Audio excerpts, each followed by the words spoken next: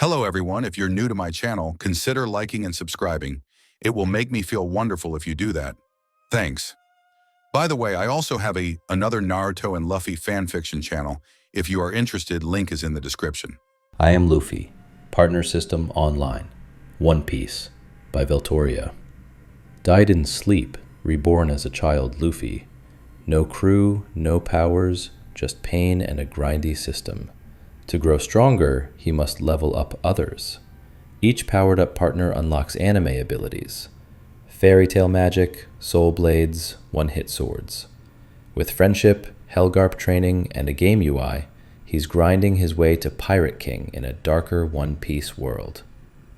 Adios. Bittersweet. In the silent depths of the forest, everything was eerily still. Sometimes, silence only amplifies fear. A glint of light occasionally flickered through the dark underbrush, like the gleam in a predator's eyes upon spotting prey. If one looked closely, they might notice the shadow lurking among the trees, subtly different from the vegetation around it. I really shouldn't have stayed up all night. My head is killing me. A voice filled with complaint suddenly broke the long-standing silence of the forest. Tiny hands pressed against the ground, struggling to prop up a small body. Groggy eyes blinked open, scanning the unfamiliar surroundings. Nearby, unknown creatures froze mid-motion as if caught in a paralysis spell, none dared to move a muscle. Such noise hadn't been heard in this forest for a long time. Even the newborn beasts here were instinctively trained by their very genes to melt into the darkness upon birth. Those who dared to make such reckless noise had long been digested in the bellies of predators and returned to nature as waste. Where am I? The child squinted, staring at the towering trees and the shrubs at eye level. Instinctively, he raised his hand. What's going on? Looking at the soft, delicate little hand, his pupils widened in shock, his jaw dropping. Did I transmigrate? With a loud yelp, the child collapsed back onto the ground in a faint. Luckily for him, the beasts of this forest had never encountered a human before, so they hesitated to launch an immediate attack. Ding. System initializing. Ding. System successfully bound. Host may access the interface by mentally saying, "System." Too cold, mechanical messages echoed in his mind. But the boy, unconscious, didn't hear a thing. In his dazed state, he began to dream. The dream was vivid and strange. At first, it was just odd sounds. If he mimicked them, he'd be rewarded with tasty food. Over time, he grew up in the dream and learned to move around freely. But life was dull. Eat, sleep, repeat, days passed meaninglessly. And then came someone he called Grandpa. Grandpa was kind. Until one day, Grandpa suddenly grabbed him by the collar, dragged him to a terrifying place, and, without warning, let go, throwing him into a real-life free fall. He awoke with a start, eyes wide. Although everything felt surreal, the memories from the dream, and his knowledge of transmigration novels, made one thing very clear. Did I really transmigrate? And into the world of One Piece? My favorite series. And I'm Luffy, the main character. He slowly got to his feet, the fog in his mind clearing. He hadn't prepared for this, hadn't done anything special. He just died in his sleep. Sudden and senseless. Back in his past life, he still had family, parents, and a younger brother. His obsession with anime and manga had always created a rift between him and his parents. Even though he was a well-known content creator online with countless fans, his family saw him as a failure. Thankfully, with the second child policy in place, his younger brother was growing up well. And with the money he left in his bank account, they should be able to live comfortably for the rest of their lives. I hope they won't grieve too much. He sighed. But then, remembering the world of One Piece, the colorful characters and wild adventures, a confident grin crept onto Luffy's face. Looking down at his small body, Luffy thought to himself. I've become Luffy. That means I've got some seriously good genetics. If I train hard, I'll become a top-tier powerhouse. And this body should have the most mysterious of all hockey types, Conqueror's Haki. I'm destined to stand at the peak of this world. Luffy's laugh was cut short. From the bushes ahead, a massive rat emerged, about the size of a husky. An adult might have handled it fine, but Luffy glanced at his thin arms, then at the rat's front teeth, wider than his own thighs, and gulped. Without another thought, he turned and ran for his life. I can't die here. Not when I've got such a bright future ahead. I refuse to become a rodent chow, especially not for a giant rat with bad dental hygiene. Luffy sprinted, but the rat rapidly closed the distance. As its nose almost touched his backside, Luffy leapt forward with all fours, scrambling up a tree branch by sheer instinct. Huff, that was close. Panting on the branch, Luffy calmed his breathing. The rat's huge, but its weight probably makes climbing hard. I really dodged a bullet there. Good thing I'm small and strong for my size. The rat hesitated at the base of the tree, then, realizing its prey was out of reach, vanished back into the undergrowth, eager to avoid attracting other predators. Luffy sat on the branch, catching his breath, still replaying the close call in his mind. I may be destined to become strong, but right now, I'm weak, really weak. Suddenly, a glint of dark green flashed across his chest. In the blink of an eye, something coiled tightly around his body, only his head and arms remained free. A venomous snake, camouflaged like the tree bark, had wrapped around him. Its jaws opened wide, diving straight for Luffy's head. Reacting quickly, Luffy shoved his hands into the corners of the snake's mouth, holding it back just inches from his face. But after 10 seconds of struggling, sweat covered his brow. How did the original Luffy survive this part? Just as his arms started to go numb, a shadow hidden nearby narrowed its eyes. A gust of wind swept through the forest. The snake's eyes rolled back. Its strength suddenly weakened. Luffy seized the opportunity, raised his finger, and jammed it deep into the snake's eye. He stirred it viciously in the serpent's brain, only pulling out his hand once he was sure it was dead. Blood soaked his fingers. Luffy stared in a daze. Ding! Host has killed one normal beast. Express 5. That was, the system. As that thought crossed his mind, Luffy's eyelids drooped. The discomfort from transmigrating, paired with back-to-back brushes with death, overwhelmed him. He passed out, again. In less than 10 minutes since arriving in this world, Luffy had already fainted 3 times. Thud. With a dull thump, Luffy tumbled from the tree, and into someone's arms. The man wore a dog-head hat and white marine uniform. Despite no wind, his cape fluttered naturally behind him. On the back, 2 bold characters were written, Justice. TCH. Still not strong enough, almost got eaten by a weak beast, the man muttered gently, looking at the sleeping boy with eyes full of affection. How can you become the strongest marine like this, Luffy? This was Garp. NN. On a gently rocking warship, a soft groan drifted out of a small cabin. Luffy sat up in bed. The room was empty, but the steady rise and fall of his body told him the floor itself was swaying. He threw back the blanket and stared at the child-sized frame beneath it. So, it wasn't a dream after all. Judging by the motion, this has to be a ship's cabin. His head still foggy, Luffy rubbed his temples and flopped onto the pillow again. That cheap Grandpa Garp must have been nearby. Figures, who'd abandon a kid that small in a place that deadly. He pulled the quilt over his head, hoping a bit of darkness would restore his frayed nerves. Wait, I'm forgetting something. He jerked upright. Just before I blacked out I heard something about experience points. Memories of all those system web novels he'd read in his previous life snapped his mind into focus. System. He called silently in his heart. ZZT. The world flickered white and, suddenly, a string of icons hovered at the lower right of his vision. Attributes. Equipment. Partners. Ship. Shop. System. The attributes icon was a simple black silhouette. Equipment was a shirt, partners 3 stick figures, ship a tiny boat, shop a blindingly golden ingot, and system 2 dull gray characters. 4 of the 6, equipment, partners, ship, and shop, were grayed out. Only attributes glowed. No matter where Luffy looked, the icons stayed fixed in the corner. When he focused on something else, they faded until almost invisible, as if they'd always belonged there. Since attributes worked, he concentrated on it. Open. A panel expanded before him. Name: Monkey D. Luffy. Level: 1. Express: 5 100ths. HP: 50. Endurance: 5. Strength: 2. Agility: 4. Mental power: 85. Just as Luffy leaned in to study the numbers, the cabin door burst open and a dog head poked inside. How are you feeling, Luffy? Hearing movement, Garp had hurried over to check on his adorable grandson. Seeing the dazed look in Luffy's eyes, he stepped in and thumped the boy's head with a thick palm. "You okay, Luffy? Darn it, you tossed me into that death trap and left me there." Luffy snapped back in the tone he dimly recalled using with Garp. "Ahahaha. Full of fire, good.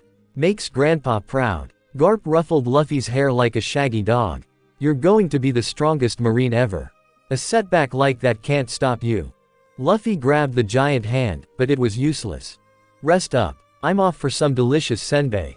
Garp finally let go and strode out. "Maybe I should wait till he's older before I toughen him up that far," he mused, closing the door. Luffy watched him leave, grinding his teeth until the footsteps faded. "Looks like only I can see this panel." Garp had barged in while the screen was still open, yet he hadn't noticed a thing. No sooner had Luffy thought that than a voice echoed in his mind. "Yes, only the host can view the system." "Huh, you can talk," he whispered. "This system has basic AI and can answer your questions. You may communicate silently." "Then explain these attributes for me," Luffy asked mentally. "Attributes convert your body into data. As long as HP isn't 0, no injury will hamper your combat ability. At 0 HP, the host dies. Each level up grants 10 to every stat and 10 free points to distribute. Endurance affects HP, defense, and recovery. Haki becomes usable at 500 endurance. Strength, raw attack power. At strength 500 endurance 500, armament Haki unlocks. Agility, movement speed and reflexes. At agility 500 endurance 500, observation Haki unlocks. Mental power, mental offense defense and willpower. It rises only with age and experiences, not training. Mental power 500 endurance 500 unlocks Conqueror's Haki. Hold on, Luffy interrupted. You said my body's data-fied. Correct. Any blow you take just subtracts HP, your flesh won't show damage until death. Different body parts lose HP at different rates. Hair damage is 0, though injuries to the scalp will cost HP depending on severity. Reality feels unchanged, the data simply preserves bodily integrity and gives clear numbers. Does that mean I'll stay a kid forever? Sweat beaded on his palms as he stared at the panel. The system fell strangely silent, as if running at full CPU. Hey, answer me. He didn't care that he was yelling into an empty cabin. The body will grow. The answer came out at last, ice cold. But the stats will remain fixed unless you level up. Without Express, your physical capabilities will never rise. Thud. Crushed. Luffy collapsed face first onto the mattress, staring blankly at the wall. So if I can't gain levels, I'll be stuck with a child's strength forever. Will I live my whole life like this? He shut his eyes in despair as silent tears seeped out. Don't tell me, all this talent in my new body is going to be wasted. Luffy muttered bitterly. Not necessarily. There are items within the system that can allow the body's original potential to be fully utilized. Perhaps the tears Luffy had shed had finally moved the cold system, because a chilly, robotic voice offered this silent hint. What? There's a way. Luffy immediately perked up. It concerned his future strength, of course he was desperate. There is an item in the shop called the Rapid Growth Capsule. It sacrifices 1 year of the user's lifespan in exchange for the maximum potential physical growth that year could have provided. Due to its heavy side effects, it's categorized as a mid-level item. The price is affordable, and the maximum usage limit is 18 capsules. Note: there are also items in the shop that can increase lifespan. Rapid Growth Capsule, lifespan, and a chance to get it. Luffy sighed. This is getting complicated. Still, knowing he wouldn't have to waste the powerful foundations of this body gave him a sense of relief. System: how old am I right now? Current year: 1506 of the Sea Circle calendar. The host has already passed their 3rd birthday. Only 3 years old. Garp really is my biological grandpa. He actually left a 3-year-old alone in a death trap. Luffy glanced at the base of his thumb. Though the system had erased all physical injuries, the pain from grappling with that snake still seemed to linger. Wait a minute, that monster snake was strong enough to kill an adult, and I only got 5 experience points from it. It takes 100 express to reach level 2, which means I'd need to kill 20 creatures that strong just to level up once. Luffy frowned, mentally crunching the numbers. Leveling up gives me 40 total stat points. That's barely stronger than an average person. He bit his nails in frustration. In this world, even a random bar waiter might be stronger than a regular adult. And it takes 500 points to even unlock Haki. That means someone like Whitebeard probably has stats well over several thousand. The more Luffy thought about how little his stats improved per level, the more hopeless he felt. Reminder: gaining stats through leveling is the least effective method of growth.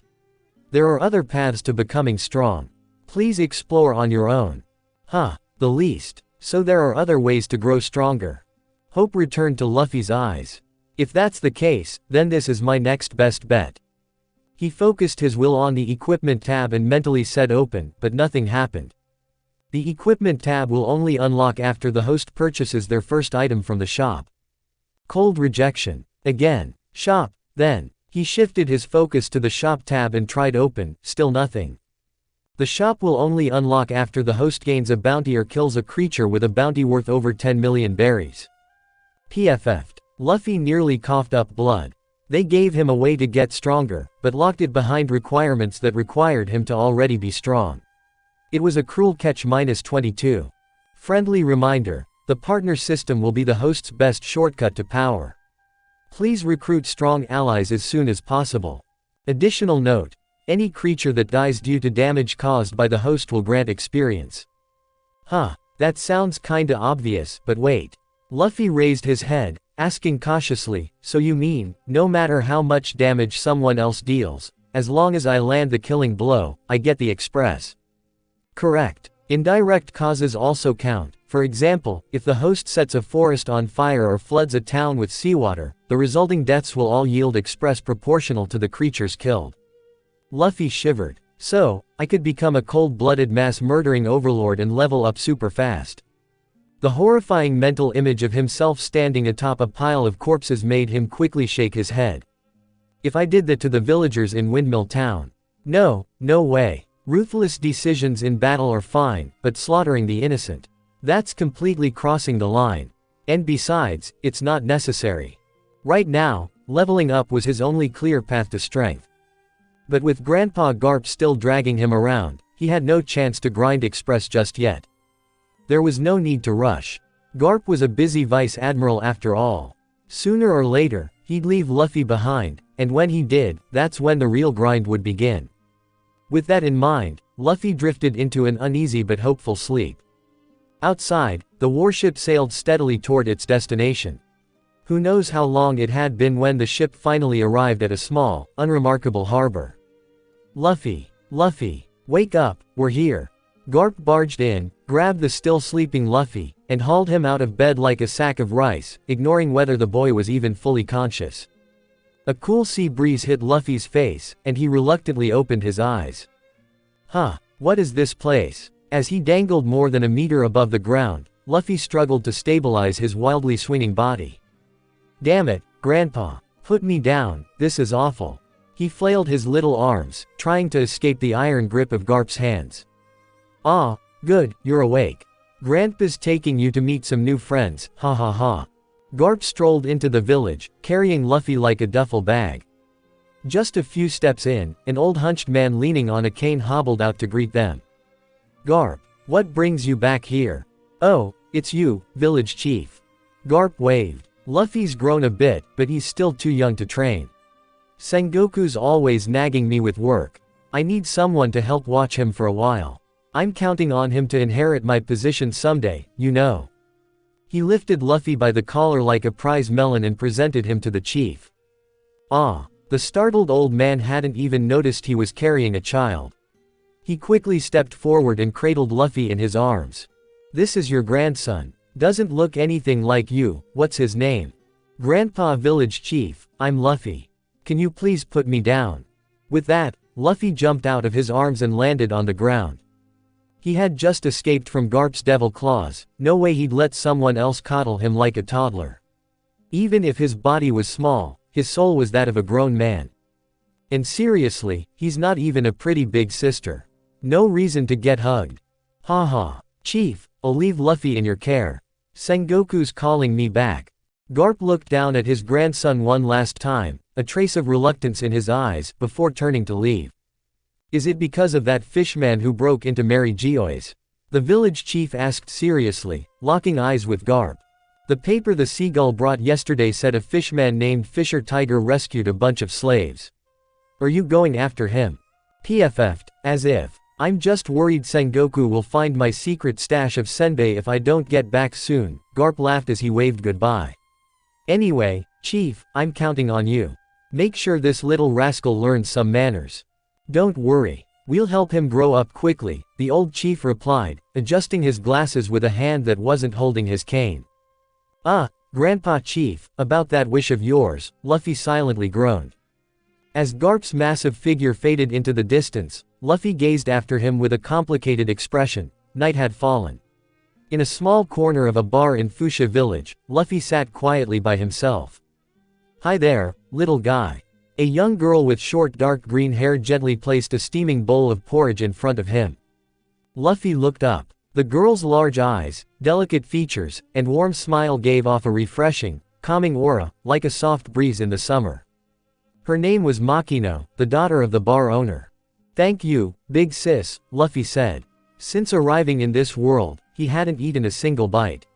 Staring at the food before him, he didn't care whether it was too hot, he immediately started slurping it down hungrily. Haha, little guy, what's your name? Makino asked, giggling at how ferociously he ate. I'm Luffy. Big sis, do you have any meat? He asked after gulping down the last spoonful of porridge. Luffy, I'm Makino. Wait just a bit, I'll go roast some meat for you, she said with a smile. She was already preparing to take over the bar in a few years, and her emotional intelligence far exceeded that of others her age. The moment Luffy asked about meat, she had instinctively gone to prepare it. But this time, Makino guessed wrong. Wait, Makino-san, I don't need meat yet. Luffy quickly called out before she could disappear into the kitchen. I just wanted to ask, where does the meat served here usually come from? That's right. Luffy's real aim was to find out if there was a slaughterhouse or similar place in town. That way, he could safely gain experience without risking his life. He might have a powerful future ahead, but right now, at just 3 years old, he wasn't that different from a regular toddler. His stats were slightly above average, but his high mental power couldn't be used offensively yet. To be honest, if they actually fought, Makino might even beat him. The meat. Hunters from town usually go into the mountains and forests to hunt. They deliver fresh meat to the bar every morning, she answered, a bit puzzled. I see. I guess that's that, then. Luffy slumped over the table in disappointment, feeling as though his soul had left his body. Anyway, you'll be staying at my house from now on, Makino said casually. My dad already set up a room for you. Okay. Thanks, Makino-san. Makino led him to the guest room. After saying goodnight, Luffy dove onto the bed and passed out in under 10 seconds. Even if his body was now digitized, some things were hardwired into his genes. Sleep being one of them. The next morning, the sun had just barely peeked over the horizon. The moon still lingered faintly in the sky. Chief, something's wrong. Makino frantically banged on the village chief's door. All right, I'm coming. What's the matter? The old man, who was used to waking early, opened the door, leaning on his cane. What's going on, little Makino?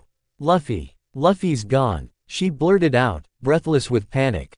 I went to check on him this morning to see if he'd slept well. But when I quietly opened the door, the bed was empty. He wasn't there. I searched the whole bar and nearby areas, but there's no sign of him.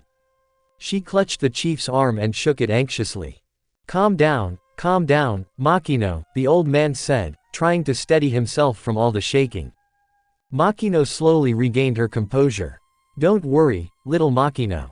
Luffy might be young, but he's a clever kid. He'll be alright. Though he spoke reassuringly, the concern in the chief's eyes betrayed his true feelings. An hour later, the sun was fully up, and the sky was clear. Outside the village, a small figure could be seen struggling to drag something heavy as he trudged toward town. It was Luffy. The moment he entered the village, several people spotted him. Hey, Luffy's back. Over here. Come quick. He's here. In no time, a crowd gathered around the tiny boy, completely blocking him from view. Make way, Makino said as she helped the village chief push through the crowd. When they reached the front, they saw Luffy with a boning knife tucked into his waistband, clutching a dead rabbit by its leg. The rabbit's belly had a deep slash in it, and its blood had long since dried. Luffy, what were you doing? Makino asked, hurrying forward to check him over. Aside from being dirty, he didn't seem injured. She let out a breath of relief. Sorry, Makino-san. I didn't mean to make everyone worry, Luffy said, a little overwhelmed by the crowd. What were you trying to do? The chief asked, his voice trembling as he stepped forward. I was craving meat, Luffy replied, his expression sincere. But I knew you didn't have much at the bar, so I thought I'd go find some myself. Of course, he didn't tell them the real reason. I also took some vegetables and this knife from the kitchen. I'm sorry, he said, pulling the boning knife from his waistband and handing it to Makino, handle first. It's all right, Luffy. As long as you're safe, Makino replied as she took the knife. Sorry to trouble everyone, she said to the villagers. Thank you all for your help. I'll take Luffy back to clean him up now. She grabbed his small hand, picked up the rabbit with the other, and bid farewell to the crowd before heading back toward the bar. As soon as they entered, before Makino could say anything, Luffy asked. Makino-san, can I keep that boning knife? Makino blinked in surprise. Why do you want it? I want to keep going into the forest to hunt, Luffy said plainly. Makino crouched down, about to scold him, but Luffy quickly interrupted. I'm going to get strong enough to beat Grandpa. That way he won't have to work anymore. He can stay home all day and eat senbei. And one day, I'll become the strongest person in the world, so no one can force me to do things I don't want to do. Makino looked into his eyes. Though small, they burned with courage and determination. She stayed silent for a moment, then stood up and walked to the back of the bar. A few minutes later, she returned with something in hand. Here, she said, handing Luffy a cross-body pouch containing a sturdy-looking dagger. This used to belong to my dad when he went hunting. That kitchen knife was getting dull, this one suits you better. But, she suddenly crouched down and pressed her hands against his cheeks, squishing them. You're smarter than most kids your age. Promise me this, Luffy. Absolutely do not let yourself get hurt. Okay. Her hands slowed but didn't release his cheeks, still gently pinching them. I got it, Makino-san. Once again, his small body left him open to this kind of bullying. Good. That's settled. I'll go cook something. You wait here. Okay. After enjoying a hearty rabbit meat dinner, Luffy returned to his room with the dagger Makino had given him. Sitting on the edge of the bed, he unsheathed the dagger. Just by looking at the handle, he could tell it had some years on it. But the blade, sharp and gleaming, showed clear signs of frequent maintenance and care. He sheathed it again, laid back on the warm little bed, and folded his arms behind his head. System, show my stats. A flash of white light appeared. The status screen materialized before Luffy. Name, Monkey D. Luffy. Level, 1. Express, 6/100. HP, 50. Stamina, 5. Strength, 2. Agility, 4. Mental power, 85. Seeing he'd only gained a single experience point all day, Luffy let out a heavy sigh. Earlier that morning, before the sun had even risen, he had woken up early. He rummaged through the bar kitchen and found a knife he was comfortable using, along with some vegetables. With those supplies, he'd set out toward the forest's edge to build a simple trap and finally begin his path to leveling up. But maybe because the area was too close to the village, there hadn't been a single sign of animal life. Frustrated, Luffy ended up squashing a bug with his foot, only to hear the system chime. Ding! You killed a regular insect. Gained 0.1 express. Total is less than 1 point, not recorded. Are you kidding me? He couldn't help but curse out loud at the absurdity. Next, he tried a sparrow-sized bird, then a rat, still less than 1 express each. Worse yet, the system wouldn't even stack the points, they were calculated individually per kill. Left with no other choice, Luffy ventured slightly deeper into the woods. He dug a small pit, layered it with dry grass, and placed his bait on top. A basic trap. After waiting for what felt like forever, a wild rabbit finally appeared, lured by the scent. But Luffy's inexperience in trap making, and the fact that animals in the One Piece world are a little more intense than usual, doomed it. Only half the rabbit fell into the trap. The moment he saw his prey, Luffy rushed in full speed. But just as he raised his knife, the rabbit kicked with its hind legs and leapt right out of the pit. Panicking, Luffy threw the boning knife at it. But the rabbit dodged with ease, as if it had some sixth sense, hopping to the side.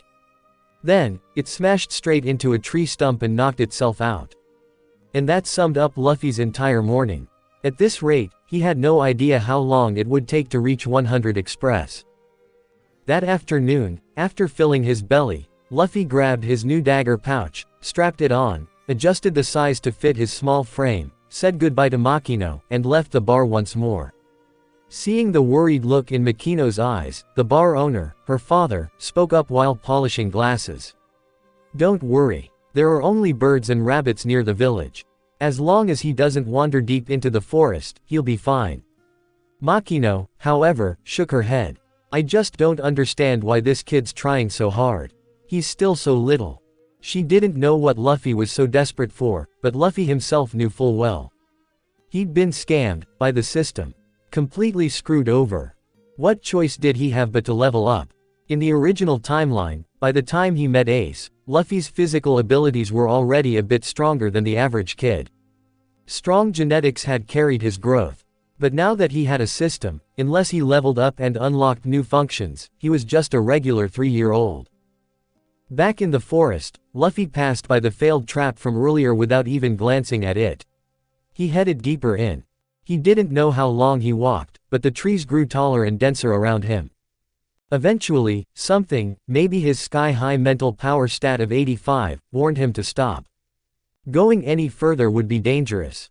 Considering his tiny body, he decided not to take the risk. He began digging again, this time, wiser from experience. After much effort, he managed to dig a pit nearly half a meter deep. If he hadn't worried about being able to climb back out, he might have dug even deeper. Then, he planted the dagger in the center of the trap, blade up, its cold tip pointed toward the sky. He camouflaged the hole with twigs and fresh grass.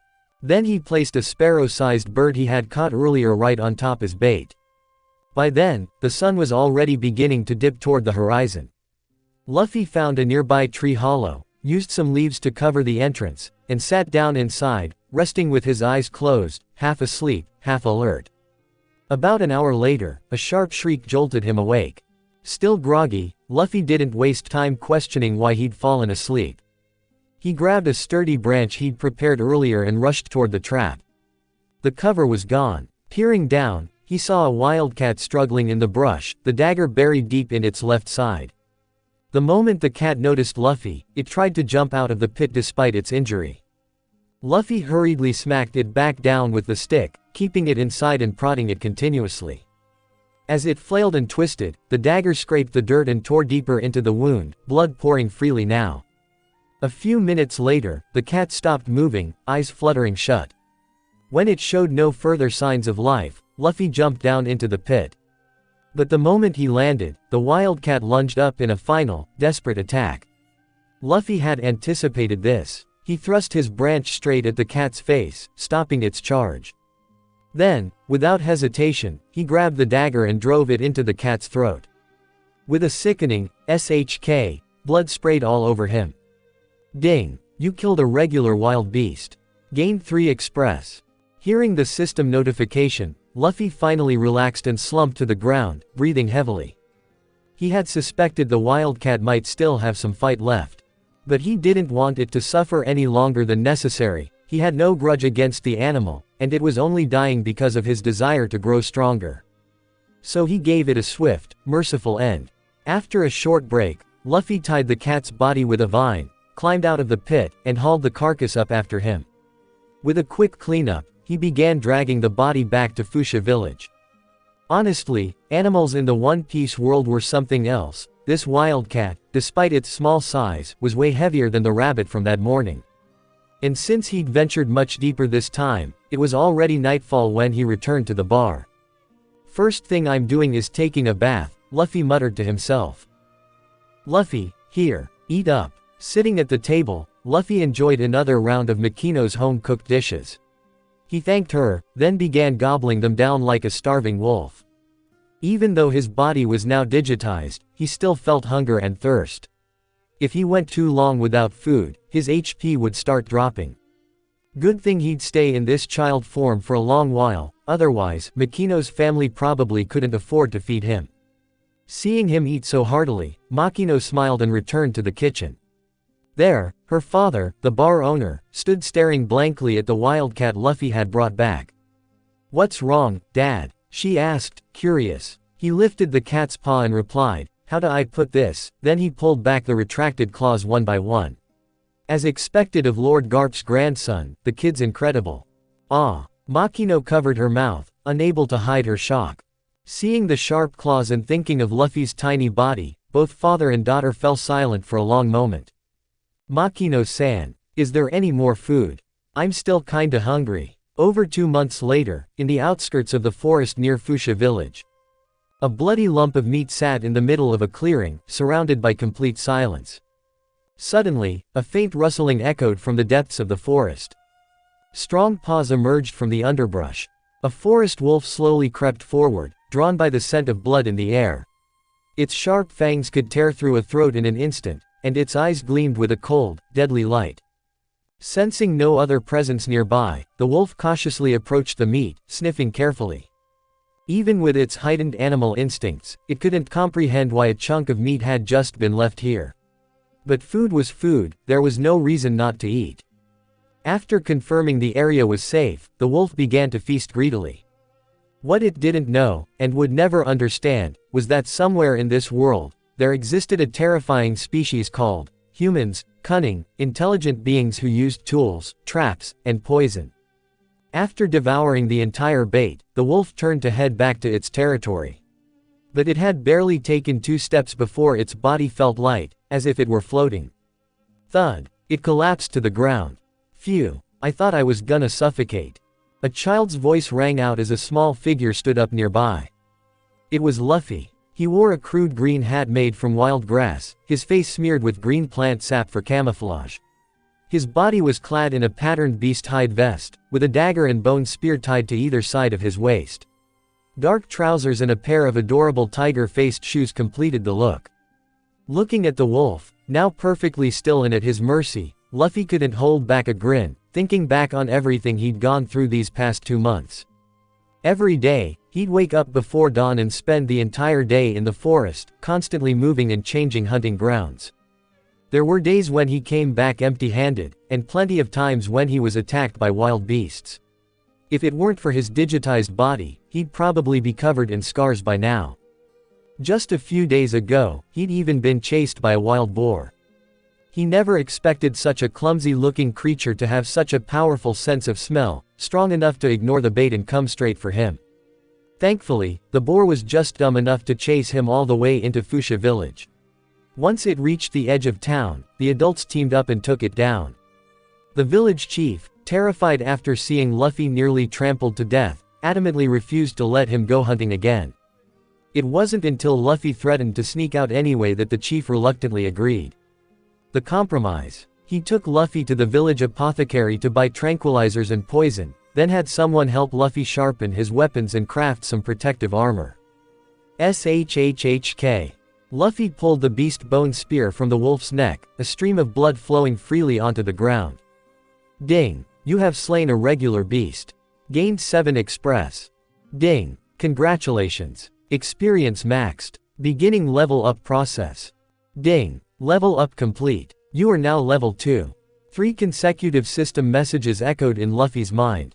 Finally, I leveled up. Luffy's face lit up with joy, his cheeks flushed red, even under all the green paint. System, show me my stats. Affirmative. The status panel appeared before him. Name, Monkey D. Luffy. Level, 2. Express, 2/200ths. HP, 150.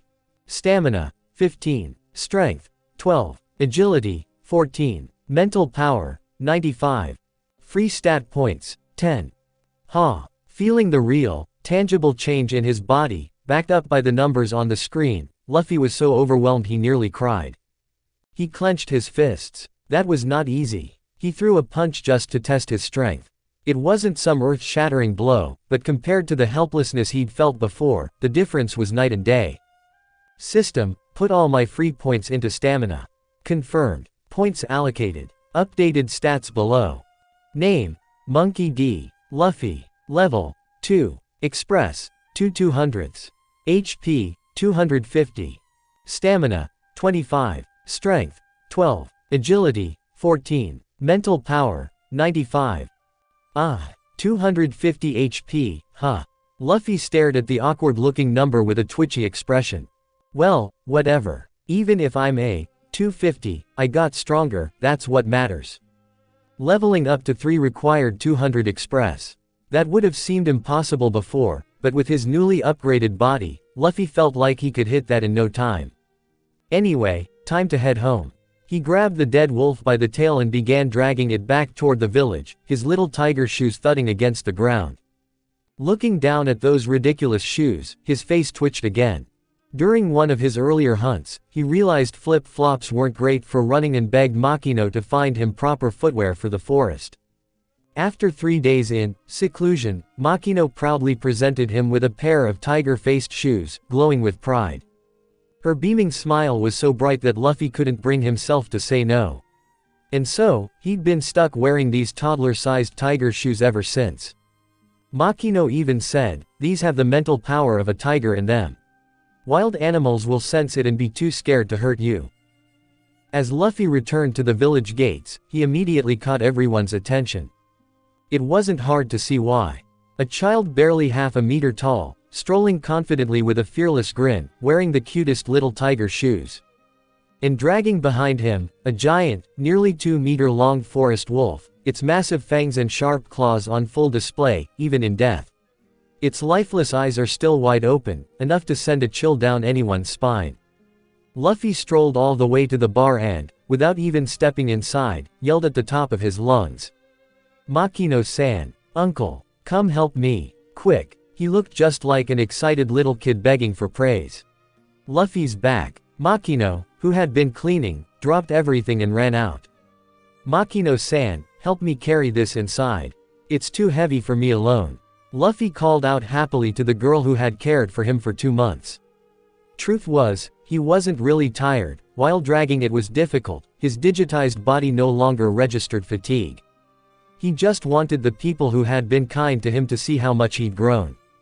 After 2 months of being treated like a child, even his adult heart had become a little softer. "All right, Luffy. Go rest for now." Makino stared at the enormous wolf in stunned silence before snapping out of it and rushing to the back to get her father. "This is really something," her father muttered, equally shocked by Luffy's latest catch. Watching the boy walk into the bar with a proud grin, he quietly murmured, "Looks like a new storm is coming." In front of Makino's family bar, a crowd had already gathered, all eyes fixed on the massive corpse of the forest wolf. Among the onlookers were even seasoned hunters. Did that little guy Luffy really bring this back? That's insane. He's just a kid. A ring of villagers surrounded the beast's body, marveling at the impossible feat. For people living in the East Blue, it was hard to fathom, how could a child only a few years old manage to bring down such a large predator? Even the most experienced hunters in town wouldn't attempt to hunt a beast of this size alone. What's more, very few would have considered using poison. Most adults had bulky bodies that were hard to conceal, and their natural body odor made hiding from animals nearly impossible. But Luffy had one unique advantage: his silent breath technique. Thanks to his digitized body, he could hold his breath without suffering from oxygen deprivation. While his health points, HP, would gradually decrease over time, his high stamina stat allowed for passive regeneration. In other words, as long as he paced himself, his HP would recover over time, even in oxygen-deprived situations. Eventually, with a high enough stamina stat, he'd even be able to fight in completely airless environments. After a while, the crowd slowly dispersed, still whispering in amazement. Outside the bar, only Makino and her father remained. The two exchanged looks. After all, they had watched Luffy grow every step of the way. From the early days of him dragging home small game or herbivores, to now bringing back a full-grown beast, it had only taken 2 months. At first, Makino had been deeply worried that Luffy hadn't grown in height at all during that time. Children were supposed to grow fast, sometimes changing day by day. She'd stressed over it for weeks, preparing all sorts of nutritious meals for Luffy every day. Sometimes there wasn't even enough food left for the bar's customers. And yet, no matter how much he ate, Luffy didn't change much physically. Makino had no idea how she'd explain this to Luffy's grandfather. Meanwhile, her father had already dragged the forest wolf into the kitchen to begin processing it. The pelt, claws, and teeth were all valuable materials. Even the wolf's reproductive organs had medicinal uses. This was a goldmine. That night, Luffy once again devoured a meal heavier than his own body weight and returned to his room, completely content. Lying on the big bed, he couldn't calm down. He rested his left arm under his head and raised his right hand toward the ceiling, clenching it into a fist. He could feel the strength coursing through his tiny arm. Maybe I'm not that far off from punching through the stars. PFF'd. Luffy burst out laughing at himself. Ha ha ha ha ha ha ha. And so, night fell, with Luffy fantasizing about the future. The next morning, Fuchsia Village came alive with the energy of a new day. Doors opened, windows creaked, and families began their daily work. Luffy suited up and, like always, made his way into the forest. This time, however, he headed back to the place where he'd first killed a rabbit. He hadn't been back in a while. Time and energy were limited, so to maximize express, he'd been hunting deeper into the forest. But today was different. He unsheathed the dagger at his waist, staying alert and watching his surroundings. Soon, the nearby grass rustled. Without hesitation, Luffy leapt toward the sound. As expected, a gray figure darted through the bushes, a gray rabbit. Sensing danger, the rabbit bolted, but Luffy was no longer the same boy he had been. In just a few strides, he caught up and struck cleanly at its neck. Ding! You have slain a regular beast. Gained 1 express. Hey, easy. Like he'd just taken down a mighty foe, Luffy twirled his dagger dramatically and sheathed it at his waist, then walked confidently into the morning sun. Ding! You have slain a regular beast. Gained 2 express. Ding! You have slain a regular beast. Gained 1 express. Ding! You have slain a regular beast. Gained 3 express. Luffy continued deeper into the forest, leaving behind a trail of fallen prey. His express was climbing rapidly, soon reaching 25. It was incredible. There were times when, back at level 1, he'd spend an entire day just to earn a single point of express. He firmly believed that the stronger he got, the faster he'd grow. That was the power of the system. Before long, Luffy arrived at one of the forest's more dangerous regions, where the fiercest beasts often roamed. He moved slowly and carefully, step by step. Last month, he encountered a lion here, nearly 3 meters long. The moment he saw it, he'd run for his life. Today, that lion was his target.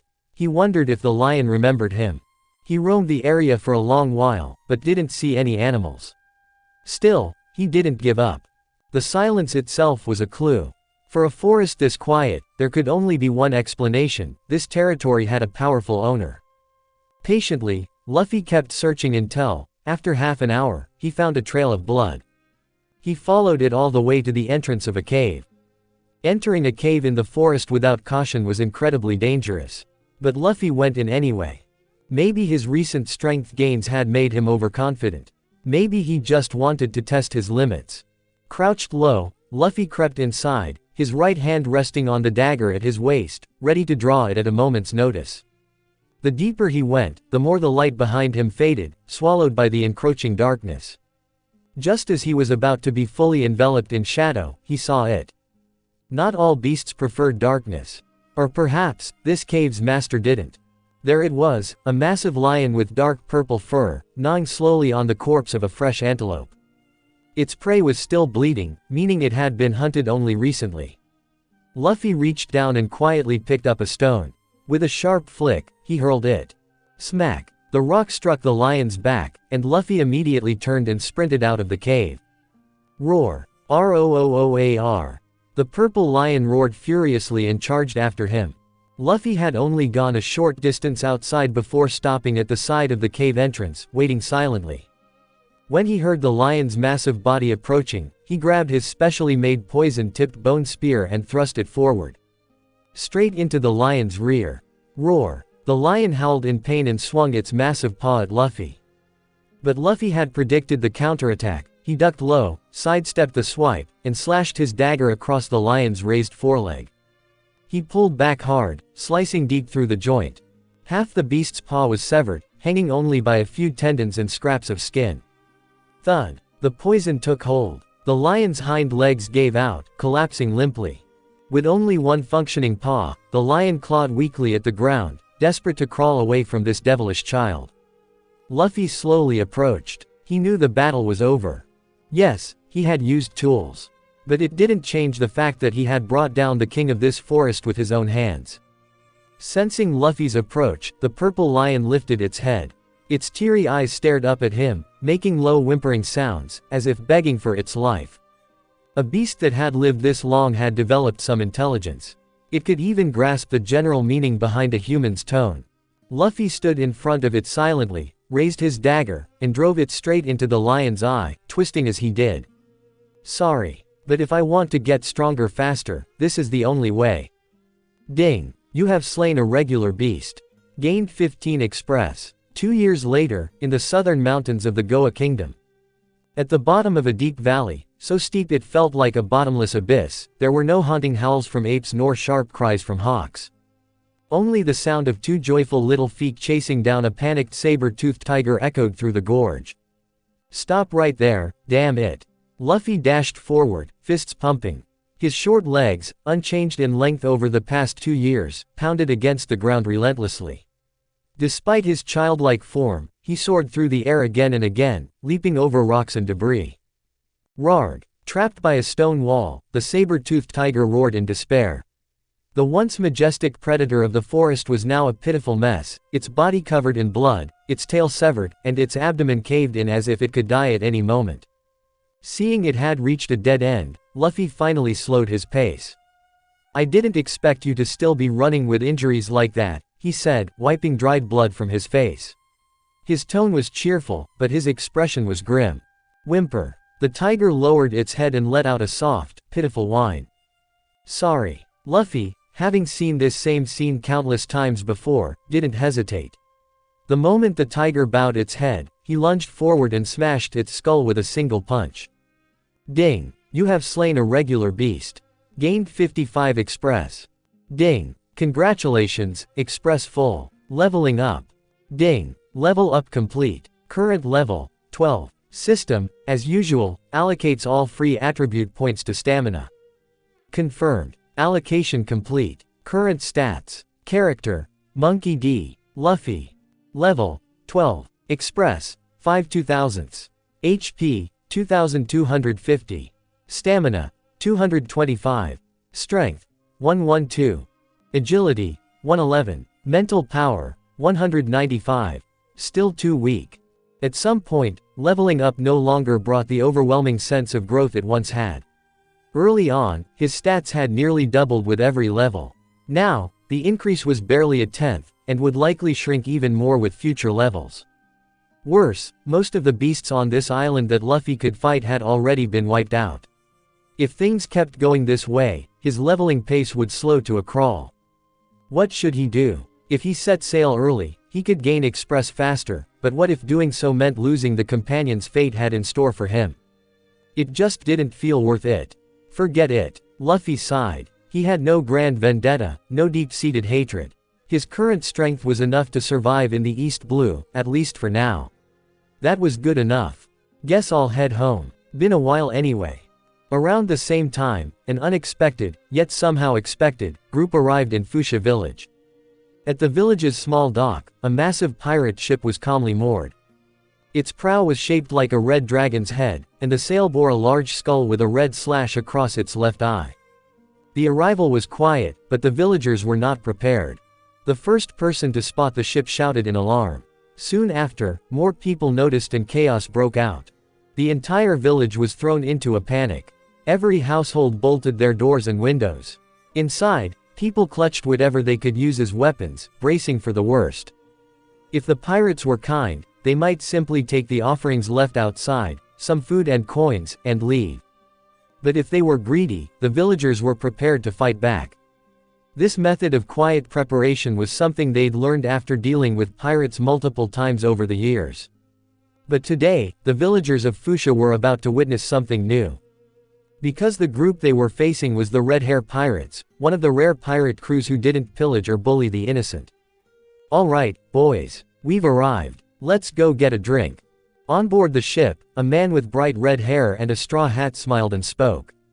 "Finally. I want meat. Hey, maybe think about cutting back on the food. Let's move already. Hope this village has enough booze." More and more crewmates emerged from below deck, chatting and laughing as they made their way ashore. "Who are you people?" The village chief, a respected elder, stepped forward. He looked up at the pirates with fear in his eyes. The crowd parted as the red-haired young man with the straw hat approached and said warmly, "Don't worry, old man. We're not bad guys. Just travelers in need of some supplies. We've prepared what you need. Take it and leave as quickly as you can," the village chief said, pointing at the food and goods the villagers had laid out. "You don't have to do that." The man tipped his straw hat. "We may not be saints, but we won't harm you or your village." He glanced around, looking for something, or someone, but couldn't find it. He turned back and bowed slightly to the chief.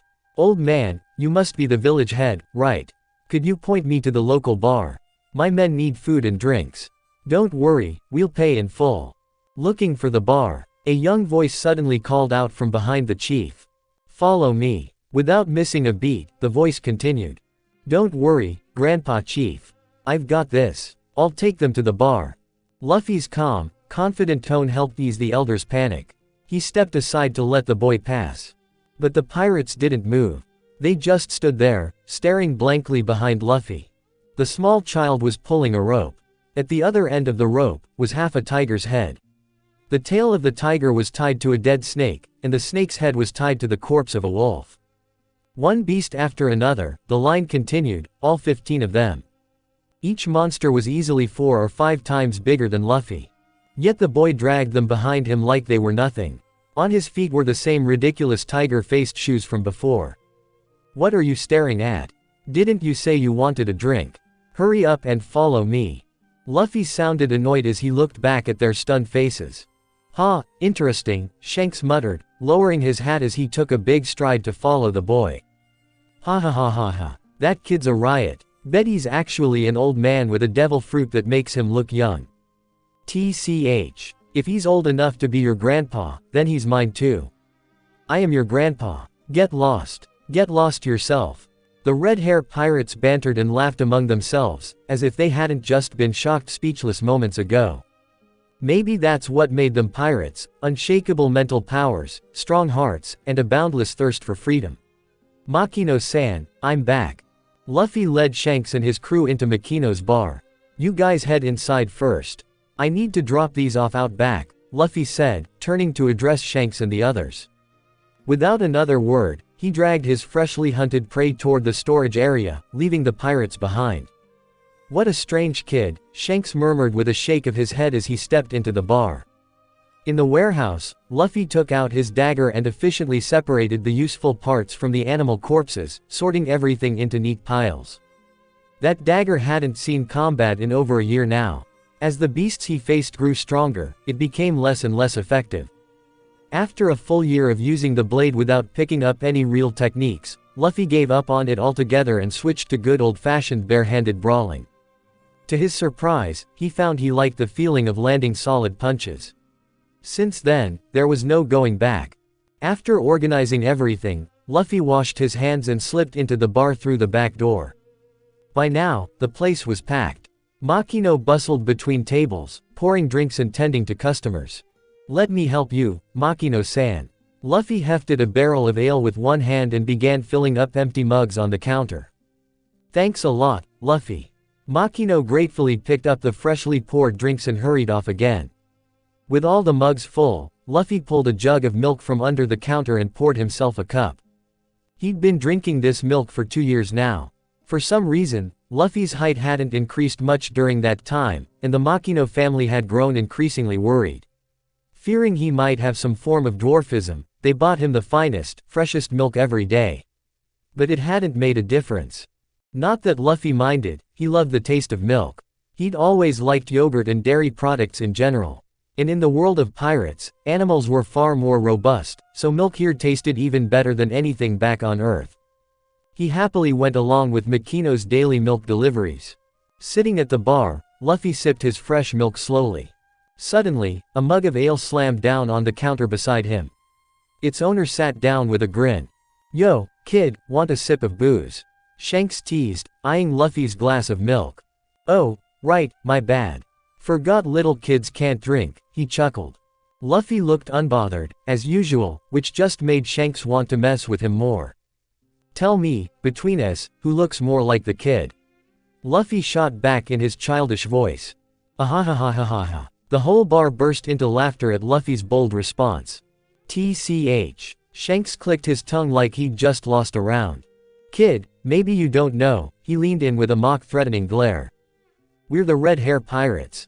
Even crying babies go silent when they see us." "So what?" Luffy calmly sipped his milk. "My grandpa is Monkey D. Garp, hero of the Marines." The bar fell silent. There weren't many people on this sea who could make Shanks uneasy, but Garp was absolutely at the top of that list. Back in the day, when Shanks was just a cabin boy on Roger's ship, he'd seen Garp's iron fist in action countless times. There were even a few terrifying moments when he'd accidentally wandered too close to the aftershocks of Garp and Roger's battles. He'd nearly died more than once. But that was a long time ago, and Shanks wasn't some wet behind the ears rookie anymore. Though shaken, Shanks quickly composed himself. He slammed his mug on the table and leaned in with a fierce look. "Garp, huh? Kid, you do realize we're pirates, right? The Marines are our enemy." Luffy took another sip of milk, calmly glancing at Shanks out of the corner of his eye. "You're no fun," Shanks grumbled, letting the tension drop. He sat down with a sigh, lifted his beer, and muttered, "You're a strange one, kid." The noise gradually returned to the bar. "So, what brings you guys to the East Blue anyway?" Luffy asked casually. This was something that had puzzled Luffy in his previous life too. By this point, Shanks already had the power of a warlord-level pirate. Sure, the East Blue had produced some shocking figures, but it was still the weakest sea. That much was undisputed. Shanks hesitated at the question, swirling his drink thoughtfully. "You seem to know a lot about me." He glanced up at the clock on the wall. Then, with a low voice, he said, "I'm here to find the child of someone who once saved my life. That kid's in danger." "A child, huh?" Luffy drained the rest of his milk and thought to himself, "He's looking for Ace. That explains it." Sigh. Shanks suddenly let out a deep breath. His eyes grew misty. He removed his hat and set it beside his drink, then lifted his mug and downed it all in one go. "My grandpa said something like that once too." "What?" Shanks immediately turned toward Luffy. Luffy walked back to the counter, refilled his milk, and said with a cheerful smile, "He told me he took in the child of a friend." Shanks watched him silently, sipping his beer. He wasn't sure what Luffy was getting at. Luffy raised his glass of milk and continued. "He's a little older than me, apparently. Grandpa said he'll be my big brother someday." Shanks's hand trembled slightly, his mind racing. Garp, a friend's child. He remembered the chaotic battles between Roger and Garp, the strange aftermaths, the many secrets. Could the boy Luffy mentioned be the one I'm looking for? It suddenly all made sense. Shanks clinked his glass with Luffy's and emptied it again. By now, not a single pirate in the red-haired crew was speaking. The bar had gone still, only the sound of Shanks quietly drinking and Luffy sipping milk echoed in the room. Time passed in silence. The more Shanks thought about it, the more certain he became. If Garp had taken in the son of the Pirate King, then that kid was in good hands. And yet, Shanks looked down at the milk-drinking child before him. Something about Luffy, it was like he was intentionally telling Shanks something. "You really are Garp's grandson," Shanks finally said. "Looks like the Marine's going to have another powerful admiral someday." "Marine?" Luffy licked the milk from his lips. "No way I'm working for the world government. But if you're asking what I want to do, or what my dream is." Luffy stood up, one tiger-headed shoe on the table, raised his glass of milk high and shouted. My goal is the Sea of Stars. Everyone in the bar turned to look at him. Just a moment ago, this kid had seemed wise beyond his years. But now, seeing him shout that with such childish earnestness, while looking absolutely adorable, they couldn't hold back anymore. Ha ha ha ha ha ha. The place erupted in laughter. Even Makino, now the bar's proprietress, had to cover her mouth to keep from laughing. They weren't laughing at Luffy's dream. It was just that seeing such a tiny, cute child declare something so grand and embarrassing, it was way too endearing to ignore. As Shanks and his crew howled with laughter, Makino walked over with a smile, picked Luffy up from the table, and set him back on his stool. If you want to be the great captain of the seas, you've got to grow up first. It wouldn't look good if the king of the ocean was a tiny shrimp. She poured him another full glass of milk. Luffy felt like he was practically radiating milk at this point. Suddenly, as if remembering something, he stood up again and looked at Shanks. Hey Shanks, next time you head out to sea, take me with you. Huh, you want to join my pirate crew? Shanks blinked, staring at Luffy in surprise. With his sharp sense for people, Shanks had never once imagined Luffy would want to work under someone else. It just didn't suit him. So he hadn't even considered the possibility. Now that Luffy said it, though, Shanks felt delighted. Even if Luffy was still small, he already had something extraordinary about him, and when he grew up, he was bound to become someone incredible. Besides, Shanks wasn't the type to judge someone's potential based on height or age. Of course not. Luffy shot back without hesitation. I just want to hitch a ride, that's all. I need to test myself out at sea, drop me off somewhere and that's it. Of course, he couldn't tell them his real reason. Alright then, Shanks said, raising his mug. No time like the present, we'll set sail tomorrow. Sounds good. The timeline felt a bit rushed, but Luffy had grown used to things happening fast these past few years. He turned to a corner of the bar and called out, Makino-san, I'm heading out with them tomorrow for a while. Makino froze mid-motion. Her hands lifted slightly, then, as if remembering something, she slowly lowered them again. All right, she said with a gentle smile. Take care of yourself, okay? Today's a great day. Shanks stood up, slung an arm around Luffy's neck, and laughed heartily. Let's throw a party, boys. Let me go. You're choking me. Luffy squirmed, his face scrunched in discomfort. Yet this only reaffirmed his resolve to one day definitely buy that rapid growth capsule. Ha ha ha ha ha ha. The bar filled once again with roaring laughter and wild celebration, lasting well into the night. The next morning, the bar was in total disarray. Golden sunlight spilled across the horizon, painting everything in a warm glow. Luffy was up early, ready to clean the mess they'd left behind. Last night had been his first real glimpse into the blood and rum life of pirates. Good thing he'd sent Makino home early, otherwise, she would have seen some very drunk pirates trying to perform strip dances. Just thinking about it gave Luffy goosebumps. When he entered the front hall, he saw Makino already sweeping quietly. Empty bottles and barrels littered the floor. Let me help you, Makino-san. Luffy stepped forward and started doing the heavier tasks. Luffy. Makino called his name softly. Before she could say more, Luffy spoke while working. I'm sorry, Makino. I might really be leaving this place for a while. I didn't mean to make you worry. Makino shook her head gently. Tears shimmered in her eyes, but her smile only grew more beautiful. I've always known. From the beginning, you're strong, Luffy, and amazing, too. With that, she went back to cleaning. Luffy didn't say anything else. The two of them silently worked side by side, returning the bar to its former state. By noon, at the small port of Fuchsia village, 6-year-old Luffy boarded the Red Force under the watchful eyes of the villagers who'd come to see him off. Standing at the stern, he looked back at his shrinking hometown. He could still picture Makino waving at him, tears in her eyes.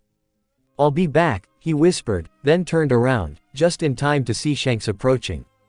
Nervous, Luffy. First time at sea. Shanks removed his straw hat, his tone casual. A little, maybe, Luffy replied, gripping the railing with tiny hands, eyes shining with excitement. He didn't look nervous, just thrilled. Shanks smiled at the boy's excitement, then glanced down at the straw hat in his hand.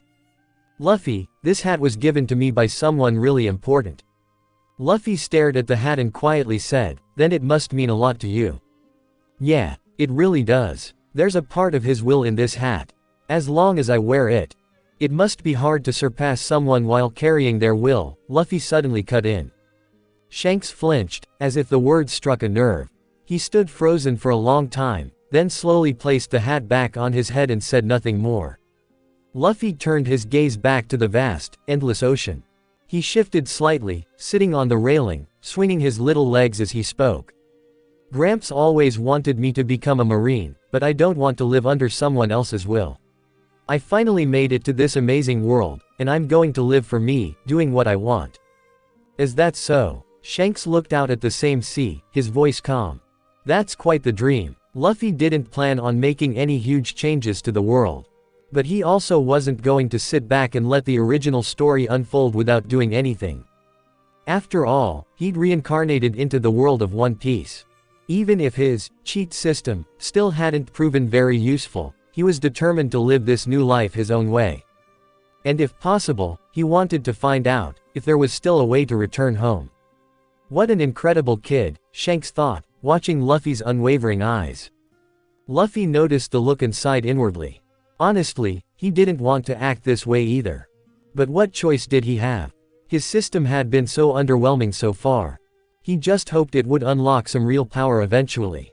Otherwise, he might end up a cold-blooded chibi assassin in the world of pirates. So, since that's how you feel, do you have a clear goal in mind? Shanks asked, seeming genuinely moved. After I drop you off, I need to start working harder myself. If possible, just drop me off at Logia Town. Oh, and, could you help me find Kokoyashi Village and Shimotsuki Village in the East Blue too? Sure, I'll look into it for you. In the few years since he reincarnated, Luffy had made it a daily habit to review the One Piece storyline whenever he had spare time, especially the tragic parts. He hadn't forgotten a thing. Boarding Shanks' ship was something he'd planned all along. He just didn't expect it to happen this soon, an entire year ahead of schedule. The problem was, he was still too weak. If his strength had to be measured, he was about on par with a pirate who had a 5 million berry bounty. Not bad for a 6-year-old, sure, but nowhere near enough for what he wanted to do. There was so much he needed to change. Characters like Kuina and Belmere, deeply important to Zoro and Nami, had fates he wanted to alter.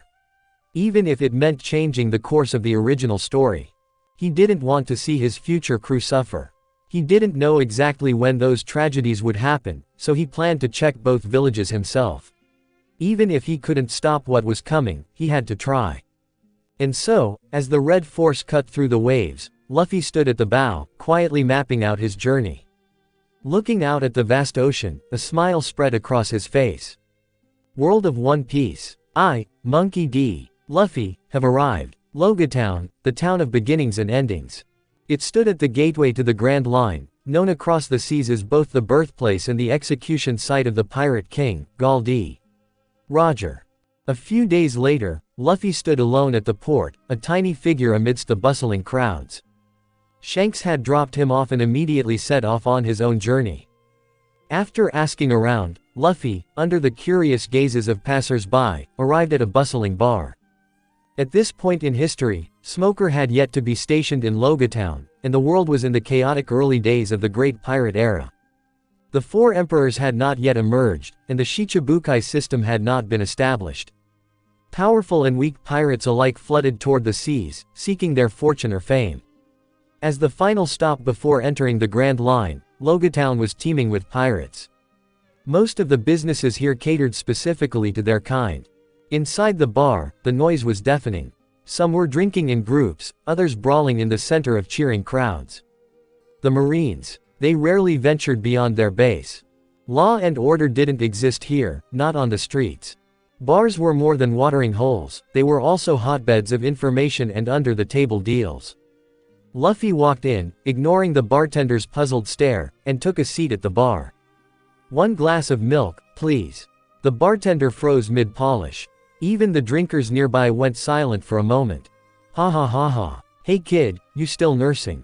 Better run home to mommy before you get hurt." A bald, muscle-bound man in a green vest laughed loudly beside Luffy, reaching out to grab him by the collar. "Don't touch me." Luffy slapped the man's hand away without even looking, then turned back to the bartender. "One milk. Make it quick." The bald man's face twisted with rage as he stood up, cracking his knuckles. "You little brat, you clearly don't understand the situation you're in. Kid, get down and apologize now." Someone shouted.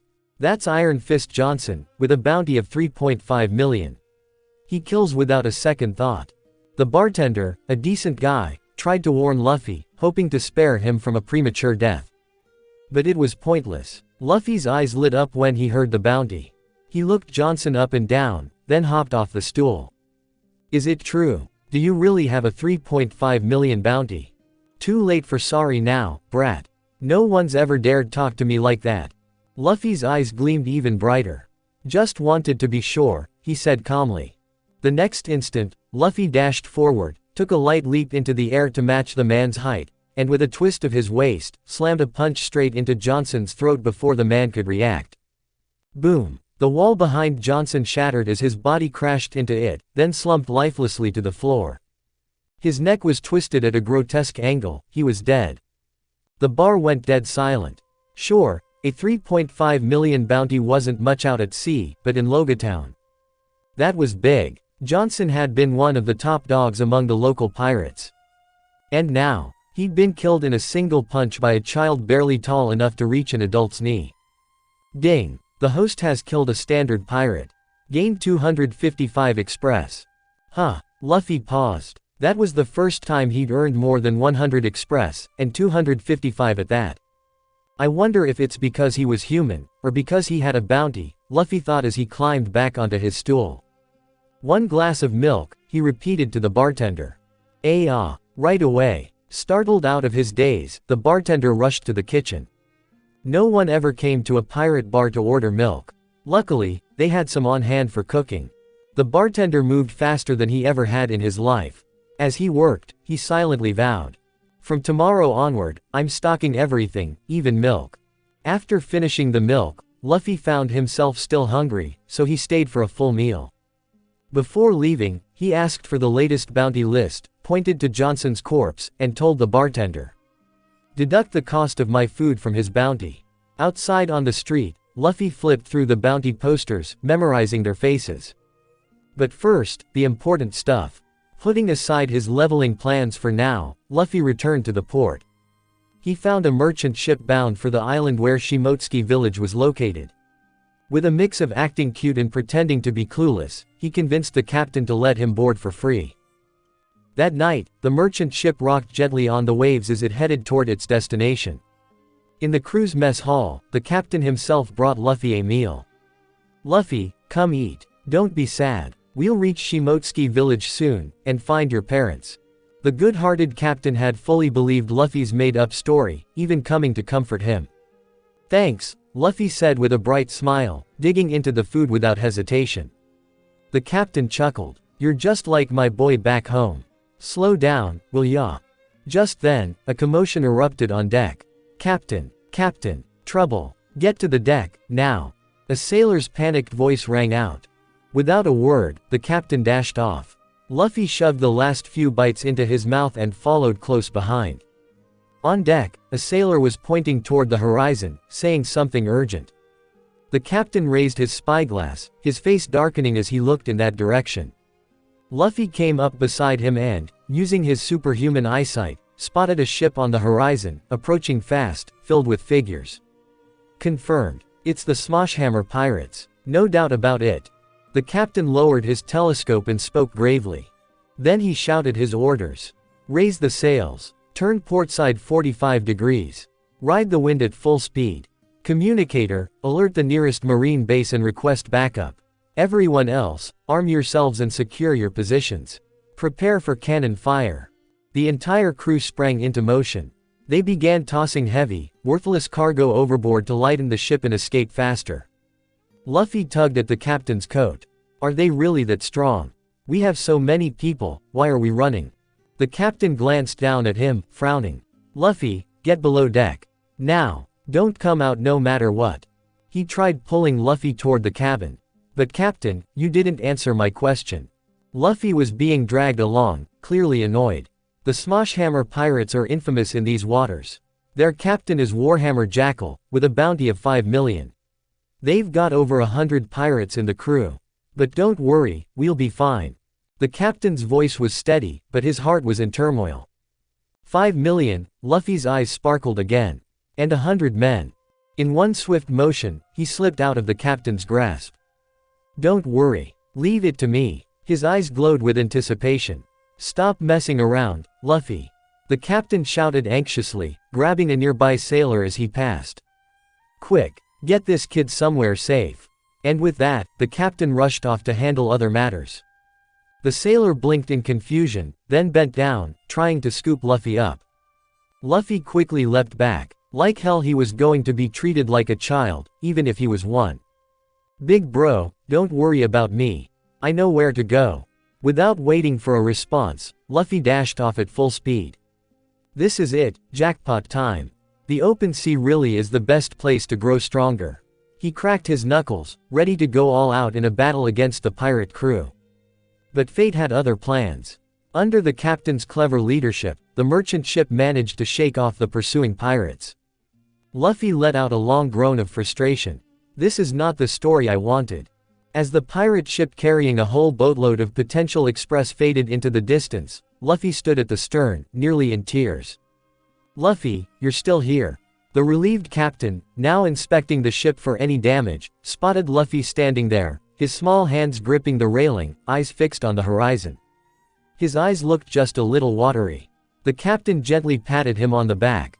It's okay. We're safe now. No need to be afraid.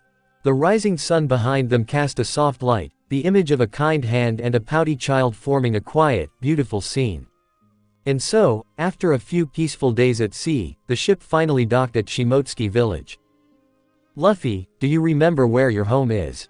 The captain pointed toward the residential district and asked with concern. Don't worry, Captain. Thanks for bringing me all the way here. Luffy gave a casual wave and walked straight into the village without another word. Once in town, he spotted a fruit vendor who looked about ready to doze off. Luffy approached. Excuse me, mister. Do you know the way to the Isshin dojo? The vendor jerked upright, startled by the sudden voice. Huh, wah, what did you say? Hidden behind piles of fruit, Luffy stood on his tiptoes and waved. Down here. Sigh, being short really is a tragedy. Finally noticing him, the vendor let out an awkward laugh. Hey there, little guy. Looking for something? Want to buy some fruit? I'm actually looking for directions to the Isshin dojo. Ah, the Isshin dojo, huh. Impressive. Lots of kids train there, but you're definitely the smallest I've seen. Ask about it. He pointed down the main road. Just follow that path straight through the village.